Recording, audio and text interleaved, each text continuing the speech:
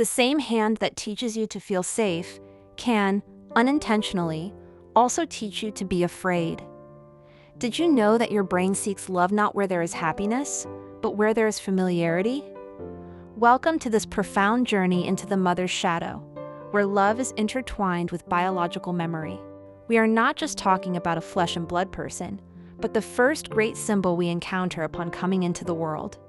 For a newborn, the mother is not a separate individual. She is the entire universe, the climate, the nourishment, and the law. Each of our cells was built inside her body, listening to the rhythm of her blood and the vibrations of her voice.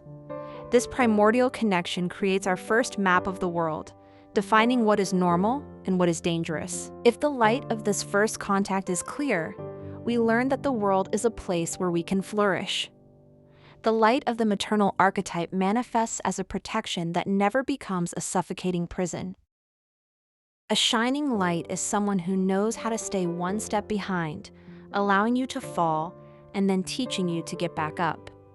In this dimension, psychological safety becomes the fertile ground on which we build our entire adult identity. But what happens when this light is obscured by shadows that don't belong to us, but to those who came before us? Have you ever wondered why, despite your best efforts, you often feel guilty even when you've done nothing wrong? A mother's shadow is almost never the result of intentional malice, but rather the burden of unresolved pain. It is the result of wounds she herself has received, and which, through emotional osmosis, she has passed on to her child without realizing it. Growing up under a shadow means learning to read another person's emotional climate before even feeling our own. We learn to tread carefully so as not to awaken the pain of others, becoming expert guardians of unspoken secrets. The anatomy of the shadow often begins with guilt, used as an invisible tool of control and closeness. Perhaps you've heard phrases like, "I sacrificed everything for you," or, "If you're happy, then I'm happy too." These seemingly loving expressions create an emotional debt that a child can never fully repay. In this scenario, the child learns that their autonomy is a betrayal and that their happiness hurts those they love. The shadow also manifests itself through anxiety transmitted through contact, almost as if it were a silent virus of the soul. If a mother lives in constant terror of the world, her child will perceive reality as a minefield where every step is a risk. Then there's the most painful paradox of all, the mother physically present, yet emotionally absent or cold. It's that emptiness you feel when you seek a look of approval and find a wall of tiredness or indifference. This absence creates a kind of hunger that can't be sated, an eternal search for a warmth that never came. As we grow, this lack becomes the foundation of our emotional map, leading us to seek partners who validate that emptiness. Known pain becomes paradoxically more soothing than the unknown happiness we don't know how to handle. Did you know that many of us choose difficult partners precisely because our unconscious is trying to resolve an ancient conflict? We hope that by healing the person we have next to us today, we can finally heal the child we were yesterday.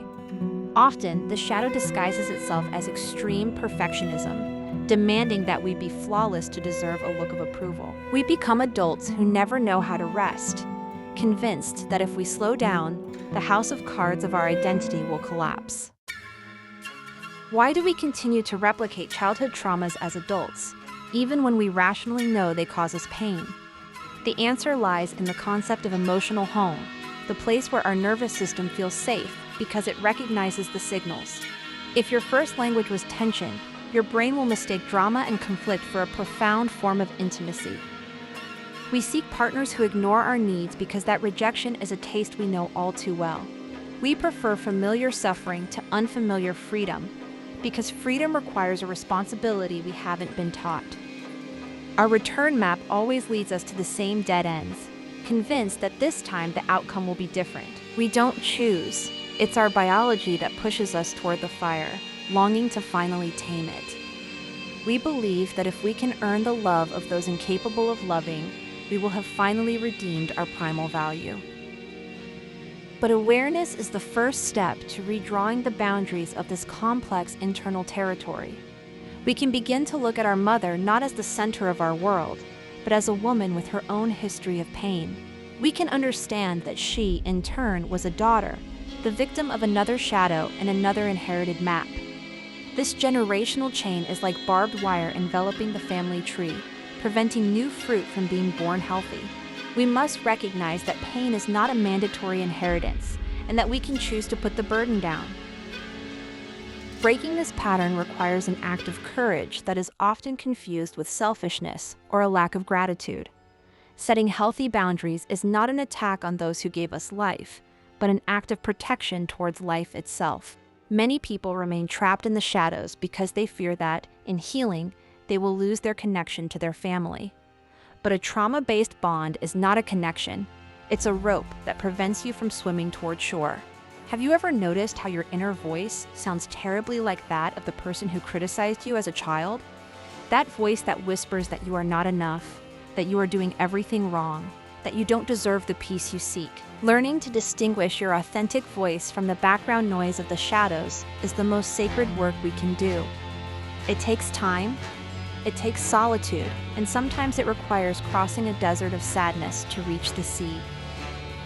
Healing isn't a magical event that happens in an instant, but a series of small, daily, countercurrent choices. Every time you say no to a request that drains you, you're healing a wound that dates back decades.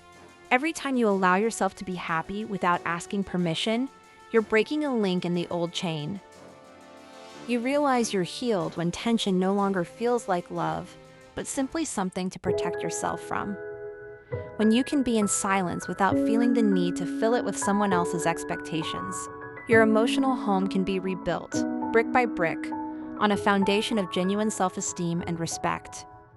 This also means accepting that you may never receive the apology you feel you deserve from the person who hurt you. Forgiveness isn't for the other person, it's for yourself, to stop waiting for compensation that will never come. Letting go of the desire for a different mother is the only way to begin to be your own mother or father. Become that figure who reassures you when you tremble, who encourages you when you're afraid, and who loves you unconditionally. Understanding doesn't mean stopping loving your parents, but stopping confusing love with fear. It's a long process, requiring patience and the willingness to explore rooms of our minds that we've kept closed for years. You're not destined to repeat the story of your ancestors. You're the narrator who can finally change the ending of the book. Every time you choose not to react with old anger, you're writing a new code for future generations. Your mother's shadow loses its power when faced with the eyes of a conscious and firm adult. Look at your hands now. They belong to you, to your present history, to your ability to create something new. The past is a library, not a prison, and you have permission to step out and walk in your own light. Comment with memory if you'd like to discover in the next video why we repeat the same relational mistakes over and over again. Your story isn't written in stone, but in how you choose to remember and transform your past.